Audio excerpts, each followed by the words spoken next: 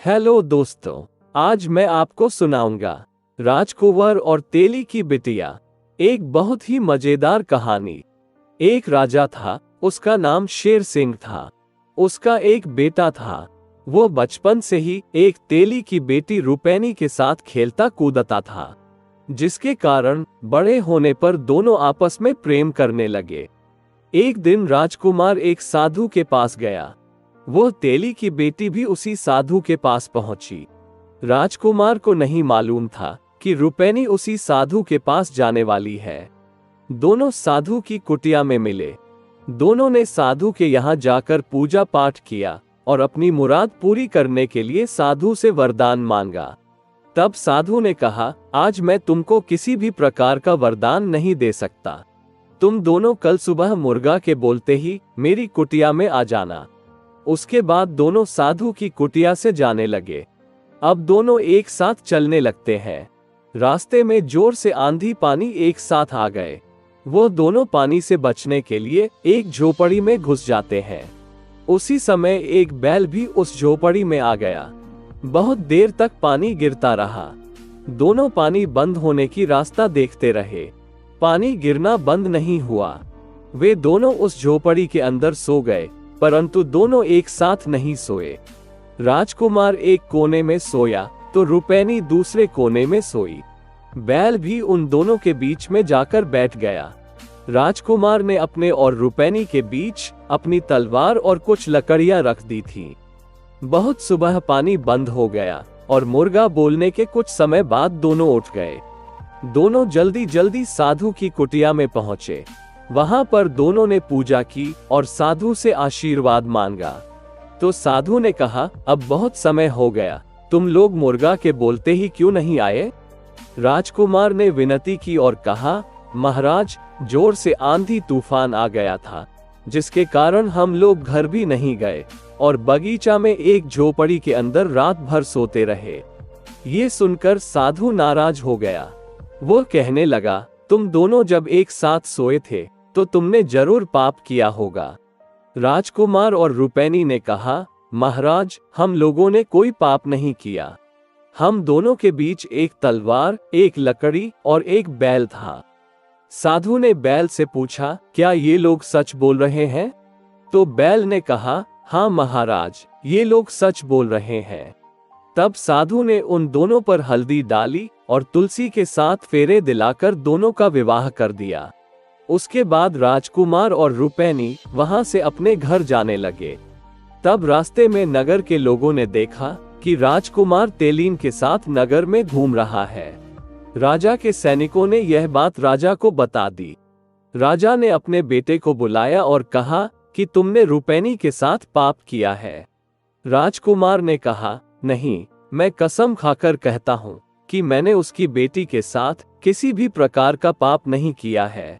राजकुमार ने अपने पिताजी से यह नहीं बताया कि उसकी शादी तेलीन के साथ हो गई है, क्योंकि दोनों ने नगर में प्रवेश करते समय हल्दी वाले कपड़ों को उतारकर दूसरे कपड़े पहन लिए थे। राजा ने राजकुमार से कहा कि तुम तेलीन से विवाह मत करना, इससे हमारी बहुत बदनामी होगी, क्योंकि वह दूसरी जाति की है। फिर राजा ने उस तेली को बुलाया और कहा कि वो अपनी लड़की का विवाह जल्दी कहीं पर कर दे। तेली ने कहा, मैंने अपनी बेटी के विवाह के लिए लड़का खोज लिया है। तब राजा ने अपने बेटे को बुलाया और कहा, बेटा, मेरा विचार है कि तुमको अपना राजपाट सौंप दूं। इसलिए मैं चाहता हूँ कि तुम एक बार जाकर अपना पूरा राज्य देख कर आओ। फिर राजकुमार ने अपना घोड़ा निकाला और एक सहीस और एक सिपाही को अपने साथ रख लिया। कुछ दूर चलने के बाद राजकुमार थक गया और एक बड़े पेड़ के नीचे बैठकर आराम करने लगा। उसी दिन रुपैनी की शादी होने वाली थी। रुपैनी ने एक पत्र लिखा और उसे अपने तोता के पैर में बांधकर कहा कि इसे अभी जाकर राजकुमार को ले जाकर दे दे। तोता उड़ गया और राजकुमार के पास उसी पेड़ के ऊपर जाकर बैठ गया और गाना गाने लगा, 12 वर्ष से मित्र हो, मित्र तुमको बुलाया है। जब सिपाही ने उस तोता को ऐसा गाते सुना तो उसने अपने धनुष से उस तोता को मारने की सोचा, पर तोता उस पेड़ के पत्तों में छिप गया। कुछ देर बाद राजकुमार सोकर उठ गया तो तोता उस पेड़ से उतरकर नीचे आ गया। वह आकर राजकुमार के पास आकर बैठ जाता है। राजकुमार ने उसके पंखों के पास एक पत्र देखा और उसे निकालकर पढ़ने लगा। वो समझ गया कि उसके बाप और सिपाही ने उसे धोखा दिया है। वह नाराज होकर सिपाही को मारने लगता है। इसके बाद सिपाही वहां से भाग जाता है। तब राजकुमार ने रुपैनी के लिए एक पत्र लिखा कि मेरे आने तक तुम घर में ही रहना। ऐसा पत्र लिखकर राजकुमार ने पत्र को तोता के पंखों में बांध दिया। राजकुमार ने तोता से कहा वो जल्दी जाकर पत्र रुपैनी को दे दे। राजकुमार अपने घर पहुंचने के लिए बहुत जल्दी में था। उसने घोड़ा को निकाला और उसे दौड़ाने लगा। उसी समय उसके घोड़े के पंख लग गए और वह आकाश में उड़ने लगा। कुछ देर में राजकुमार अपने महल में पहुंच गया। महल में जाकर राजकुमार अपने कमरे में चला गया। कुछ देर बाद रुपैनी की बारात निकली। राजकुमार ने जैसे ही बारात देखी तो वह गुस्से में आ गया और अपनी तलवार से सभी बारातियों को मार डाला। राजकुमार ने दूल्हा और दोषी को छोड़ दिया था। उसने उस दोषी को इसलिए नहीं मारा कि उसने ही साधु के यहाँ उसकी लगुन पड़ी थी। उसने बाजा बजाने वालों को भी नहीं मारा, क्योंकि राजकुमार का विचार था कि वह बाजा वाले उसकी शादी में बाजा बजाएंगे। कुछ देर बाद जब उसकी गुस्सा शांत हो गई तो उसने देखा कि उसने बहुत से आदमियों को अपनी तलवार से काटकर मार दिया है। उसे बहुत दुख हुआ। तब उसने अपने घर से अमृत पानी और बेल काट का डंडा लाया और सभी को बेल काट का डंडा सुंघाया और सबके मुंह में अमृत का पानी डाला, जिससे सभी बाराती जिंदा होकर खड़े हो गए।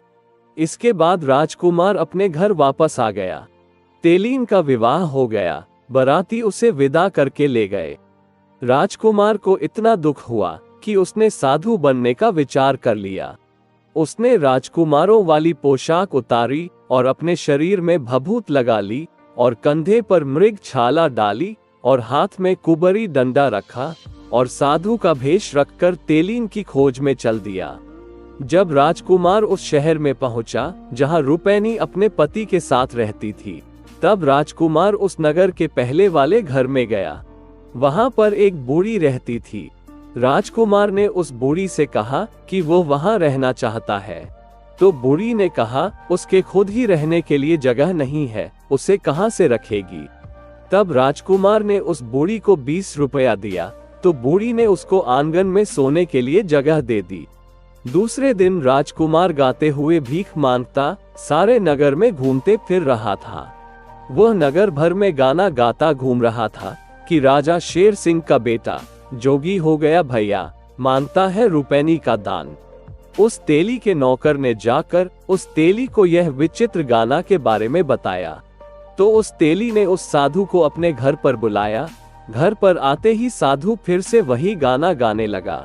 तेली उस साधु के गाना को नहीं समझ पाया, परंतु तेली की पहले वाली औरत उसके गाने को समझ गई। उसे अच्छा नहीं लग रहा था कि रुपैनी तेली की छोटी औरत बने। तब उसने साधु से कहा कि रुपैनी यहाँ पर नहीं है, वो ऊपर की अटारी में है। जब साधु को मालूम हो गया कि रुपैनी कहाँ है, तो वह तेली से कहता है कि उसे आज की रात अपने घर में रुकने का सहारा दे दे। तेली ने उसे आंगन में रहने के लिए कह दिया। तब साधु ने तेली से कहा, तुम अपने घर के आंगन में एक राम बांस लगा लो। तब तेली ने आंगन में राम बांस लगा लिया। राम बांस रात को रुपैनी की खिड़की तक बढ़ गया। साधु बना राजकुमार रात को उस बांस के सहारे खिड़की तक चढ़ गया और रुपैनी के कमरे में जाकर उसे अपने साथ भागने के लिए कहने लगा। रुपैनी भी उसके साथ भागने के लिए तैयार हो गई। साधु ने उससे कहा कि तुम अपनी उंगली को खिड़की के बाहर दिखा देना, तो मैं समझ जाऊंगा कि तुम तैयार हो गई हो। ऐसा कहकर वह नीचे वापस आंगन में आ गया।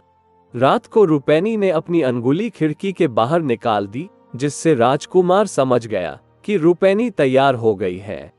इसके बाद राजकुमार फिर से उसी बांस के सहारे उस खिड़की के पास आया। उसने अपने डंडे को निकाला और उसको सांप बना दिया। उस सांप ने रुपैनी की उंगली में काट दिया, जिससे रुपैनी की मृत्यु हो गई। साधु बना राजकुमार उस बांस के सहारे नीचे उतरा और रात को ही उस बूढ़ी के पास वापस आ गया जिसके पास रुका था।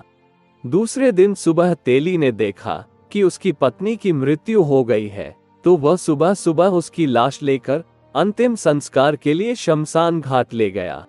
उसी समय साधु बना राजकुमार रुपैनी की लाश के पास आया और तेली से कहा, मैं इसका अंतिम संस्कार कर दूंगा, तुम लोग यहाँ से चले जाओ। सभी लोग चले गए। तब साधु ने रुपैनी के मुंह में अमृत पानी डाला और बेल काट का डंडा सुलगाया, जिससे रुपैनी फिर से जिंदा हो गई। साधु ने रुपैनी को चिता से उठाया और वहां से दोनों भाग गए। कुछ दूर खड़ा रुपैनी का पति यह सब देख रहा था।